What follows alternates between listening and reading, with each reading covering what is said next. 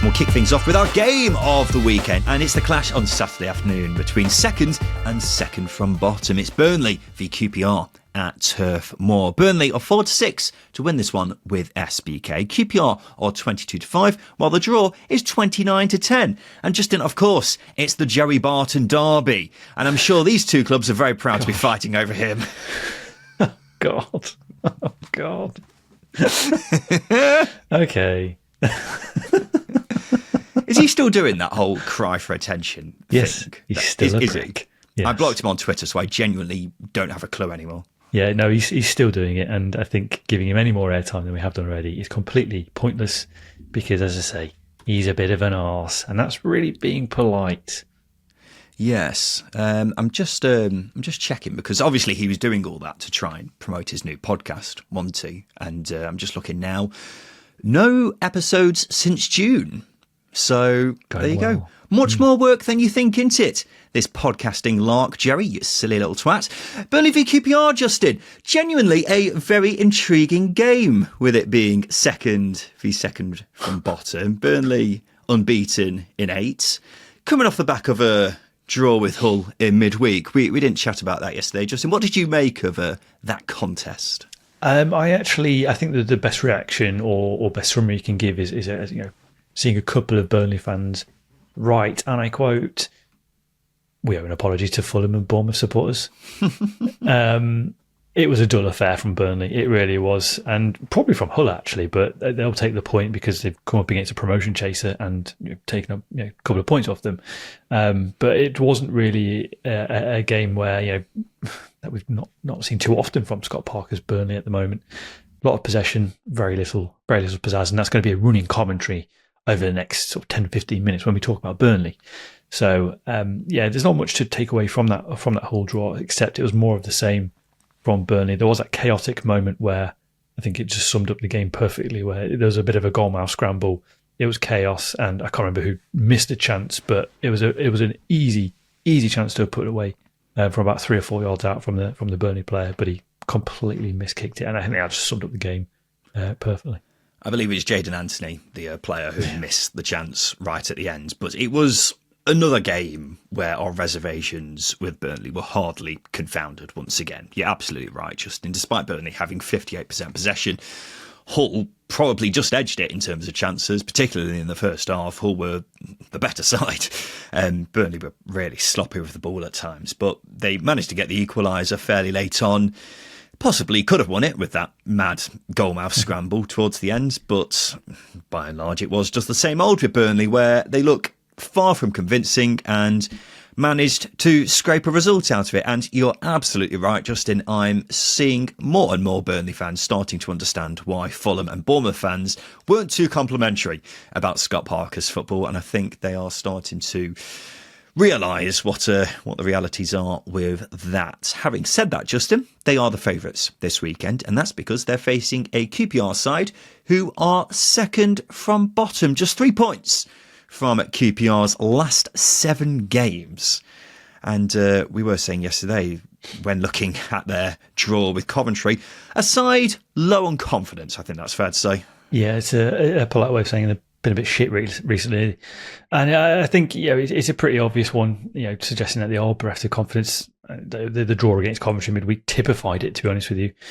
I will add that I don't think QPR have been particularly really poor over the past few games. And if you look into the numbers a little bit more, they're missing a high proportion of their chances. And I think what I was saying last weekend is the issue with QPR is it's the big moments are letting them down considerably. Really big moments. The example last week was Elias Chair one-on-one against Portsmouth, and he tries to dink the keeper, and it was just a moment that could have put the game to bed for QPR, and it didn't. And I think, as I say, that those key moments are letting QPR down, and they're just on the other end of them. And also, in addition to that, they're not taking their chances. I think that's another thing. They're one of the good positive creators in a division. They have a lot of shots on target, but they're not putting the ball in the back of the net often enough, if at all, in games. And I think that's sort of paying to that pressure that's putting on them. in game, and that management of the games becomes a little bit harder as well. So there's a lot working against QPR here, and the only person that can turn it around is Marty Cifuentes and the players. So yeah, lots of problems, but they seem easily resolvable. Yeah, I think that's a pretty good summary, actually, Justin. When you go 8 games without a win, it's always going to hurt confidence, and they could have really done with a win against Coventry in midweek, but it wasn't to be. However, the bizarre thing is, despite being winless in 8, QPR have actually had more shots than their opponents in each of their last 4 games, which kind of feeds into your theory there, and what we've been saying about them in the past few days, really. Despite the position in the table, they've not actually been that bad. Admittedly, if you go through their recent games one by one, I think you'd be struggling to pick out a game where you could make a convincing argument that they deserve to win it, if you see what I mean. But I wouldn't say 1 point from 5 games. Well, I mean, 1 point from 5 games makes it sound like they've been dire, when I don't think they have. They obviously have to turn it around soon. And I think they will at some point, because Marty Cifuentes is a good manager and it's a team with a lot of talent in it. So with that being said, I think this could be a bit of a banana skin for Burnley, Justin. As we say, second v second bottom. But it's the kind of game that they would make very hard work of. I think that's the key thing. You're very... The vibe I'm getting from you is very much of confidence from a QPR point of view. I think it's more a confidence about Burnley being Burnley. Yeah. Well, I think some things you've got to consider about Burnley is the fact that they are one of the top ranking sides when it comes to possession, but are 20th when it comes to creating big chances, which is below QPR, by the way. They're also 21st in the division when it comes to shots on target. Again, lower than QPR. So that begs the question, what are Burnley doing with the ball? And in addition to that, can QPR exploit that? I wouldn't say bluntness, because it's not really being particularly blunt, because you've got to have a go to at least be considered blunt. It's a lack of a cutting edge, isn't it? I don't think it's even a lack of cutting edge. It's just a lack of ideas in creating that opportunity where you can either have a cutting edge or don't, because it's not like they're missing chances. They're just not creating them. So I don't think you can even put them in a category of lacking a cutting edge, which is why I think, and I do agree with you, it could be a banana skin for Burnley. And on paper, it should be a routine one. If you look at it, in terms of, where teams are in the table and their forms. But, QPR have got players that are going to hurt Burnley. And if they get that mix right of sitting deep against Scott Parker's side, to be honest with you, I'd be very confident in Burnley not having any idea on how to break that down, because they haven't showed me any example of that so far this season. I'm going to save my comments on that for this, Justin, because it's now time for the second tier bet builder, and you can make a bet builder for Burnley v QPR or any game from across the Championship this weekend. And SBK is the place to do it because of their industry leading odds. If you don't believe us, sign up today and find out for yourself. So every Friday we're making our own bet builder with 4 selections all relating to our game of the week. So that's 2 for Justin and 2 for myself. Justin, we were 1 off with our bet builder last week. We were so close. This one is bold, but I like the look of it. Kick us off. What we got? Gone with Elias Chair to have a shot on target as a first one. Chair's returning to fitness. That's a huge boost for QPR. He can be a difference maker. It's very, very obvious. He started the last 2 games as well, so he's likely to start this one if anyone has any doubts about that. Looked the brightest against Coventry for QPR in midweek as well, and had that big chance I was talking about against Portsmouth last weekend. Numerically as well, this is interesting. Numerically, despite playing just 165 minutes of football this season, Chair is currently averaging the most shots per game for QPR. And obviously it's based on his numbers of minutes, so his shots per minute is much higher than anybody else's in that QPR team. So for him to have a shot on target is a fairly good opportunity. Well, if you look at the last 2 games which he started, he's had 5 shots in total in those 2 games. Now, admittedly, Burnley away is a step up to what he's faced in those 2 games, and QPR probably won't have much of the ball, but Chair is a big focal point for Rangers, isn't he? And will be given the ball at every opportunity. And, I mean, you look at it in the long term, Elias Chair had by far the most shots per game for QPR last season. So, yeah, he's the one who they'll be giving the ball to and be hoping to make things happen. So, yeah, I think that's a safe pick just in my first selection. Is Ian Fleming to have at least 2 shots on target? And I know what we're all thinking here, ladies and gents. you were waiting with bated breath for Ryan's card pick of the week, but I've had a good look and nothing stood out to me in truth. So I've gone for something else which properly boosts up the price of this bet builder. Is Ian Fleming to have 2 shots on target? And it's 2-1, over 2-1 with SBK. And look, I'm aware two shots on target in a game is a big ask in most cases, but with Fleming he looks a good pick because the main thing is he started up front for Burnley in their last 2 games, despite traditionally being more of a number 10. And, we all know he loves to shoot anyway, but in the 3 games he started this season, he's had 2 shots on target in each of them. So this looks like a good value pick for the old bet builder. Peachy, are you on board? Yeah, well, him and Fleming are prolific shot takers. Him and Chair are prolific shot takers, aren't they? And I think, they're good shouts. I will add, have you done any referee research? Because I feel like this is the point in the show where you give us a lot of insight into the referees' personal lives, what they're like for dinner. Yeah. Obviously, the amount of cards they dish out as well. Yeah, well, the referee for this is Andrew Kitchen, who is quite he's not really a card-happy ref. He's not really a non-card-happy ref. Mm-hmm. And QPR and Burnley aren't 2 sides who give away a lot of who pick up a lot of cards. So I was really struggling to go with an angle for that, Justin. Hence why I've stayed away. Oh, you know me. I do not shy away from my card picks. Everyone listening knows that by now. But I just, for the life of me, could not find any angle to go with there. But Justin, let's move on to your next selection. What have you got? I've gone with under 3.5 goals. This is a short segment from me, mainly because it's a very obvious one. Burnley's inability to look convincing when turning possession into goal-scoring chances, mixed with QPR's lack of confidence and goal scorer, suggests this might be a low-scoring game for me. That could be the kiss of death. But again, nothing this season has convinced me otherwise so far in leading up to this. So under 3.5 goals is my pick here. Yep, this is a pretty obvious one. Burnley have seen under 3.5 goals in each of their last 10 games. In fact, they've only seen over 2.5 in one of those games.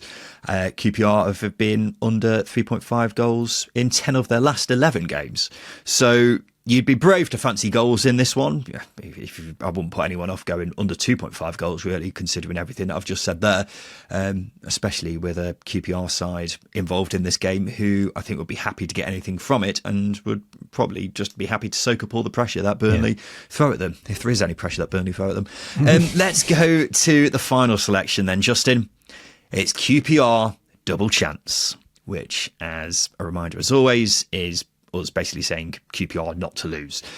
I know this is a fairly bold pick with QPR's recent form, but I just cannot for the life of me get behind Burnley. They are such an unconvincing side and make such hard work of games that they should be winning. And this match is firmly in the category of games they should be winning. But at Turf Moor this season, they should have beaten Blackburn and Preston, but didn't, and were actually very close to even losing those games. Mm-hmm. They should have comfortably beaten Portsmouth and Plymouth, but made pretty hard work of both of them. And yes, I know QPR are well out of form, but as we've been alluding to, they're not as bad as the table suggests. We know Marty Cifuentes is capable of getting this team to play a lot better than they have been. So I can see QPR causing Burnley problems. And I've gone bold. This is what the people want. This is what the people came for, Justin. And I'm backing QPR to get something at Turf Moor on Saturday. Justin, are you backing me on this? I absolutely am. I absolutely am. Both of us are going bold ourselves, physically, but also metaphorically. This is an absolutely a good opportunity. This Burnley team, I think it's really important not to get drawn in by the table on this one, because it really is down to style of play, and there's no agenda against Burnley. Scott Parker is just very struggling to get anything out of this team going forwards, and it's down to the individuals themselves to rescue points and opportunities. It's not a style of play; it's points and opportunities. From individuals that's are dragging Burnley through things at the moment. So really hard to be convinced by them. And that being said, it's got all the ingredients of an upset potentially. Yeah, banana skin, mate. It's like Mario Kart here with all the banana skins everywhere.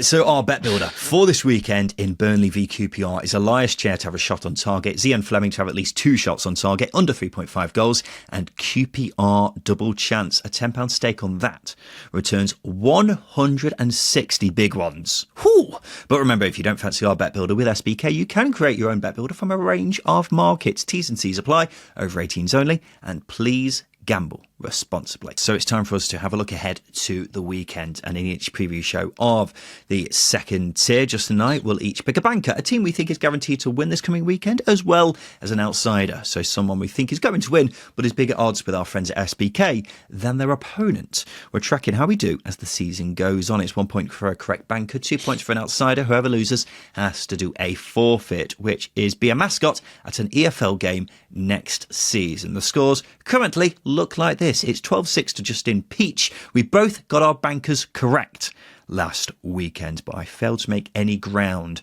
on old Peachy boy right here. So let's see if things change this weekend. Justin, kick us off. What is your banker for this coming weekend? Mine is Sheffield United to win at home to Stoke. You could perceive this as a risk, being that Sheffield United have lost back-to-back games, but ladies and gentlemen, they were both away from home. This game is at Bramall Lane, which has been a fortress for Chris Wilder's boys. They've only dropped points just once as well at home, which is quite alarming. Well, not alarming, but pretty significant. And that was letting a 2-goal lead slip to QPR. In addition to that, despite them losing the last 2 games away from home and being second best, they have remained within the games. Leeds had to leave it late or later on in the second half, and Borough left it late to get their winner as well. The contest has never got away from them. And Stoke's away form isn't particularly great either. I think that's another takeaway from it. But I think the fact that the games have never got away from Chris Wilder's team, they'll stay within the game, and I think hopefully allow that quality that they do show to come through. Because you've got players like Jezren Raxiaki, brilliant technical player. Gus Hamer hopefully getting back into the starting 11. There's a lot of quality there. Well, this game is fascinating. Just to see what the response is from Sheffield United to going from 9 unbeaten to back-to-back losses. As we were saying yesterday, Sheffield United, they were easily second best in both those games, and they'll be looking to a lot of players to step up, particularly Kiefer Moore and Callum O'Hare. I think Chris Wilder's someone who needs to step up as well, though, not just to pick his players up after 2 defeats, but also because during that unbeaten run, there weren't too many commanding wins in there, were there, Justin? I think we can both agree on that. And it wouldn't surprise me if Stoke frustrated him and his side this weekend. And to tell you what, Justin, having watched old Chrissy Wilder's post-match interviews from the past couple of games, I'm just seeing little signs of him getting a bit agitated, and he needs to keep a lid on that, doesn't he? Because we all know how that ends. Yeah, him getting aggravated is not good for anyone. But I think on this occasion, he was very accepting of the defeat to Leeds, and he was also very gracious in the defeat to Middlesbrough. So I think he's, despite him being a bit aggravated, there is still that passion there to turn it around. That goes without saying, really. But I think with this one, and I do agree to some extent, yes, they haven't been convincing going forwards, but they've been very convincing defensively. And I think them keeping Stoke out, frustrating Stoke, as you put it the other way around, they'll keep Stoke at bay, and hopefully that quality that I was mentioning, and obviously there's Keith Moore, Callum O'Hare need to step up. Hopefully that comes through and nicks the win.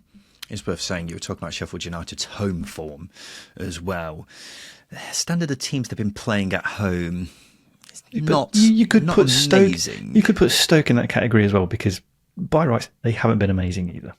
No, of course they've not. But I'm just saying the teams Sheffield United have played at home this season: Watford, Derby, Swansea. Luton's probably the outlier, but that was really the depths of Luton. Luton, yeah. Their terrible start under Rob Edwards, and they seem to have turned a corner now. But yeah, I'm I'm not too sure about this one. Usually I'm in support and agreement with you on your bankers, Justin, but this one I've got a bit of scepticism over. Let's go to my banker, shall we? It's Sunderland to win at home to Oxford on Saturday afternoon. Now, Sunderland are coming off the back of a brilliant win against Luton in midweek. We gave that loads of praise in yesterday's episode, so I don't want to tread over old ground, but it was a victory which just makes you think these young lads mean business this season. Despite the supposed inexperience in the team, they are showing no signs of slowing down. They've just had back-to-back wins, and we're seeing a different side to them. One that's willing to get down and dirty as well as also be slick and stylish at the same time. Of course, got to give a mention to their home form as well. Unbeaten at the Stadium of Light.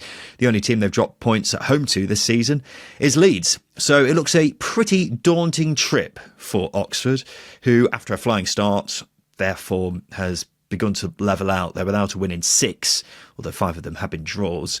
Winless on the road this season. The goals have dried up for Mark Harris.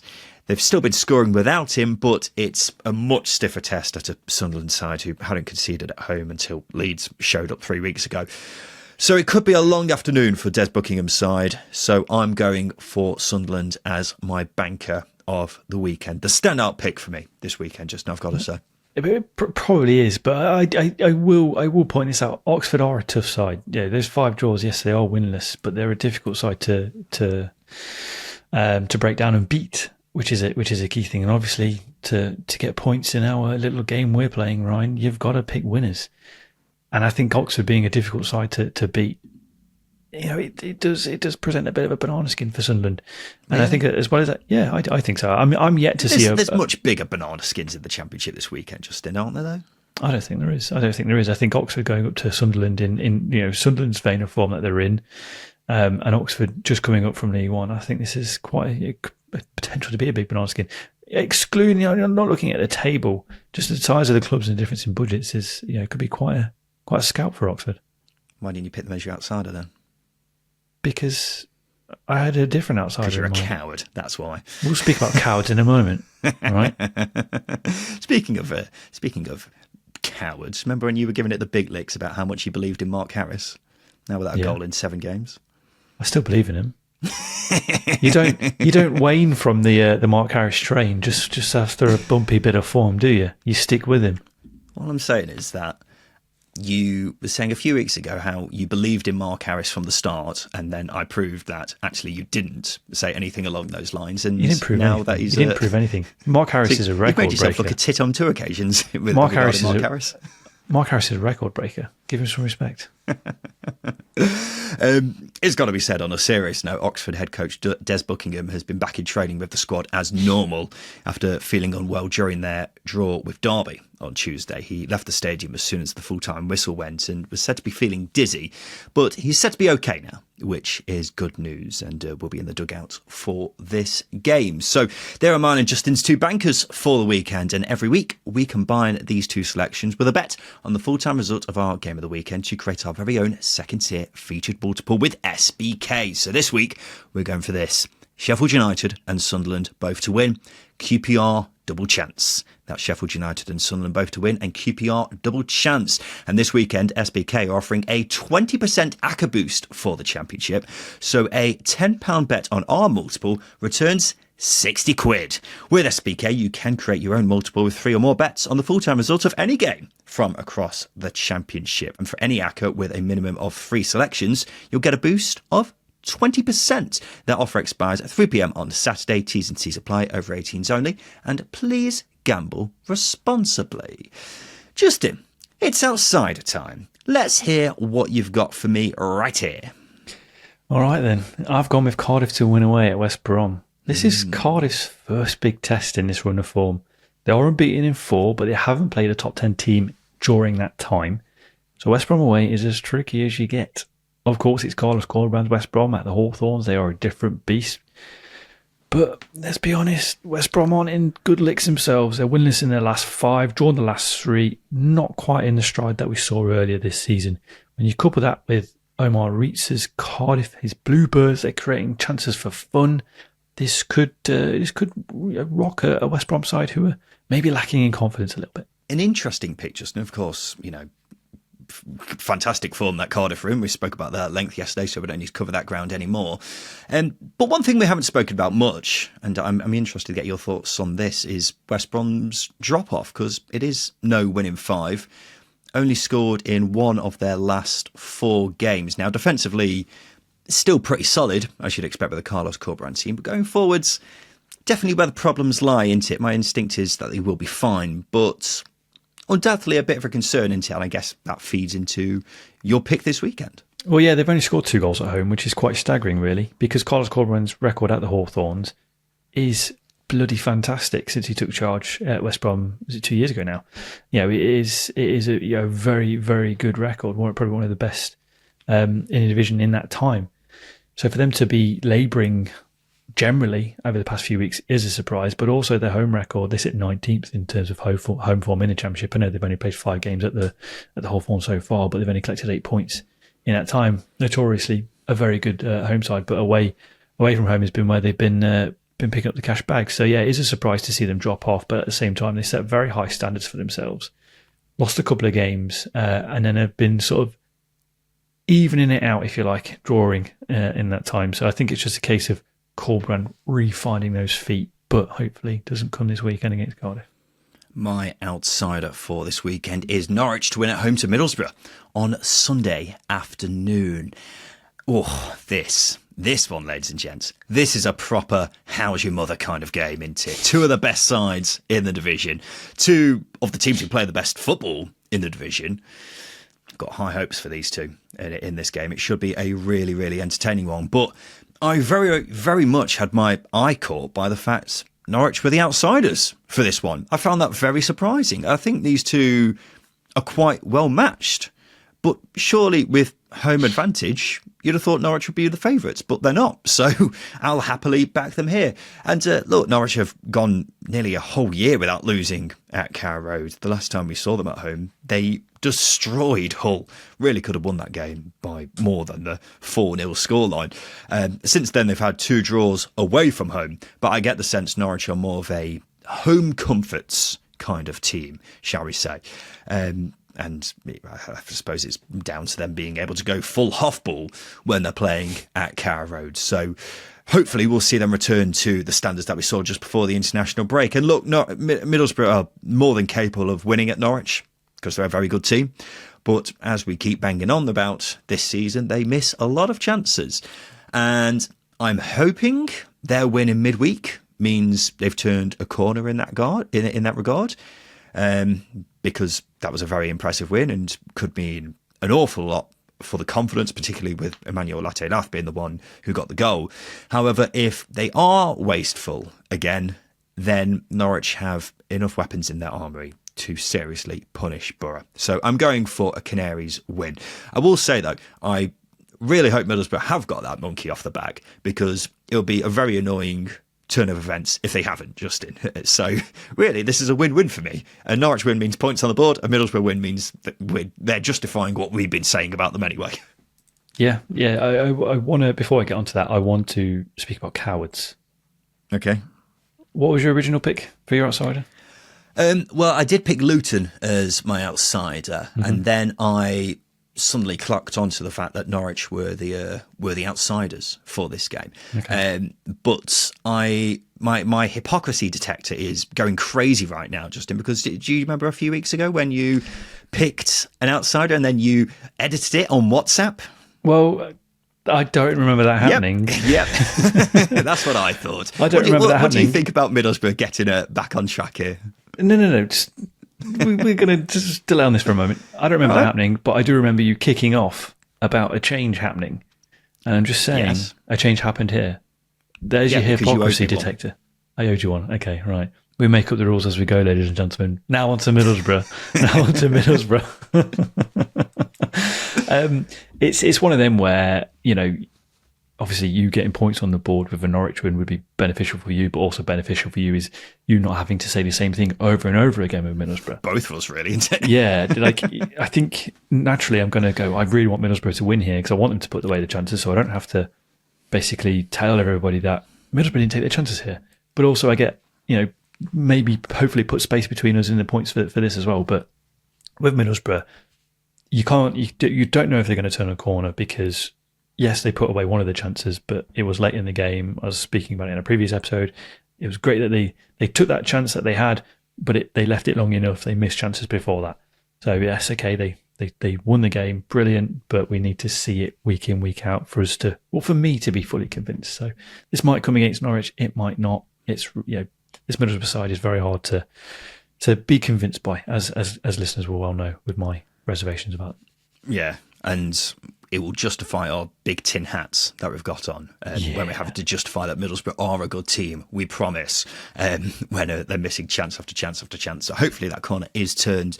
And I tell you what, if they were to get a result at Carrow Road this weekend, especially if it's a win, then that would be a big statement result for Michael Carrick's boys.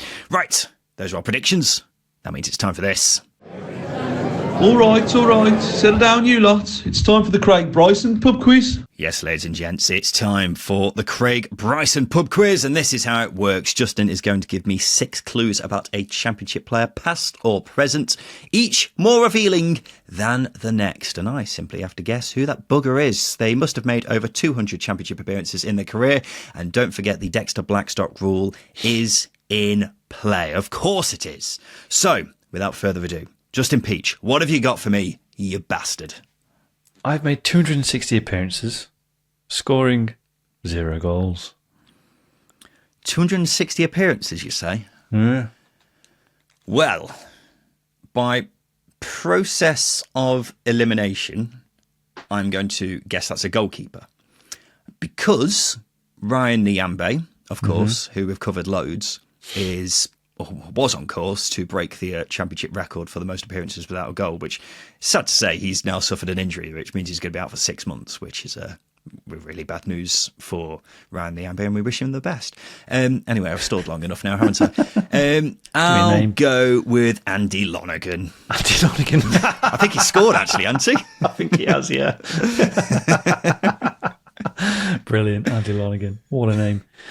Incorrect. And I do think he has scored as well. Yeah. Didn't think about that. I was just thinking of a goalkeeper, to be honest. Yeah. First one that came to mind. Next clue is I made my professional debut for Leeds before becoming a regular in the Premier League. Did he really? Mm.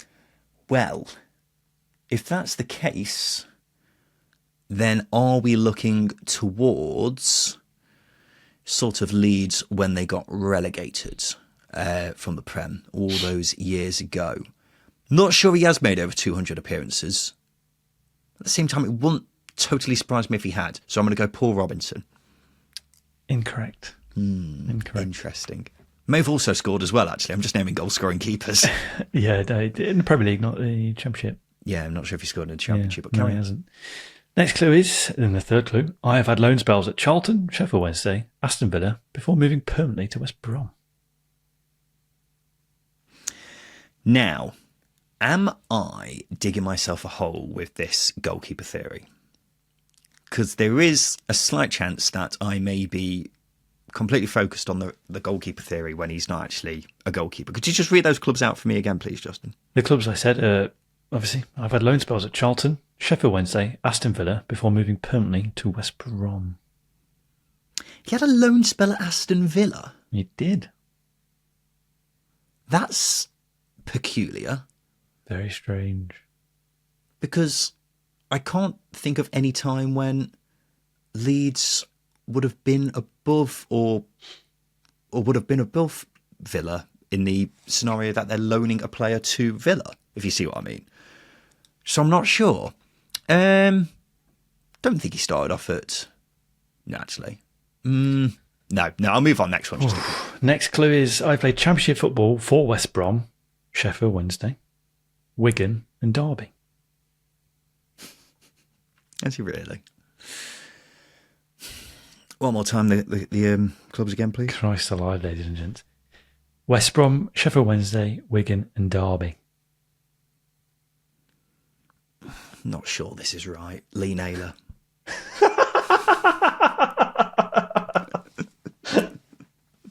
No. Oh, God. He's rattled, ladies and gents. I can tell he is. The next clue, you should get it on this one. I won 4 caps for England and went to the World Cup in 2006. Yeah, I know who it is now. He played for West Brom. Yeah. Did he? Mm-hmm. I think I know who it is. It's Stephen Warnock, isn't it? Is it not? Oh, shit. Oh, no. The confidence. I know he went to the... Did he go to the 2006 World Cup? He went to a World Cup. Yeah, 2006. It surprised me. Completely forgot about that one. 4 caps for England, 2006 World Cup. Plus, he must have scored. I'm not thinking about the goalkeeper theory, am I? Oh. You're not. And you're on your final clue. Oh, bugger. This could have been Stephen Warnock as well, actually. I've won the Champions League twice, despite not playing a single minute in either final. Bloody hell, I've just realised who it is. How'd that take me so long? Yeah, it's Scott Carson, isn't it? It's Scott Carson. Yeah. It is Scott Carson. It's because I went off track and stopped thinking about goalkeepers for a sec. I was like, hang on a minute, is it definitely a goalkeeper? Do I want to put all my eggs in one basket on that one? So then I started going defenders when, of course, Stephen Warnock must have scored in the Championship at some point, particularly with my reasoning at the start. Bloody hell. Yep. Yeah. Stephen Warnock, he scored a free kick for Leeds, actually, against Yeovil. I remember that. I watched it on TV. Yeah. But Lee Naylor, I don't think, played in the Championship. I think he was at Wolves. He went to Celtic for a very long time. No. And then randomly appeared at Derby. No, you're doing Lee Naylor a disservice there. How dare you talk down on Lee Naylor like that? I'll tell you right now, he's played for Cardiff, played for Derby, 4 games at Derby, played for Wolves. I thought he played for Leeds. Did he play for Leeds? Am I thinking of someone else? Yeah, clearly. Richard Naylor, bloody hell. Oh, dearie me. How am I getting my Naylors mixed up? But yeah, Scott Carson, I'll tell you what, that's a good one, Justin. Can't believe he's played that many times in the Championship, actually. Yeah. 3 years at West Brom. The loan spell at Villa and Charlton, both in the Premier League. He made many more appearances post kind of 2010 than you think in first team football, because everyone just thinks of him now as the guy who's just hanging around at Man City's training ground. Yeah. But he won Player of the Year at Villa and at Derby. He's a bloody good keeper. Yeah. People are going to think I'm insane saying this. He has been wasted at Man City all these years. Sure, he's picking up a nice wage. He's not doing very much. He's got the dream job. That's fine. But bloody good keeper. I would honestly go as far to say probably the best Derby keeper I've seen in the last 20 years. It's hard to make an argument against that. Yeah. Ugly as well. Keeper. Ugly as well. That's just very, very good. No, that's where the hell does spectrum. That come from? That's this spectrum of ugly goalkeeper being really good and good-looking goalkeeper being quite poor. Going back to a previous debate that we had, it's not just coming out of nowhere saying, yeah, he's an ugly bastard as well, isn't he? I just realised, absolutely no context at all. No. It's completely needless. What a horrible way to start the weekend, ladies and gents. But there we go. Craig Bryson pub quiz. Scott Carson, this week's answer. And it actually keeps up our record, doesn't it, of us getting every single one right so far. It was close on this one, but I managed to hold on right until the end. But we'll be back on Sunday, where we'll be going through all the action from across the Championship this coming weekend. And we look forward to seeing you then for that, you beautiful, beautiful people. But this has been the Second Tier Preview Show, brought to you by SBK. I have been Ryan Dilks. I have been Justin Peach. And a big thank you for listening.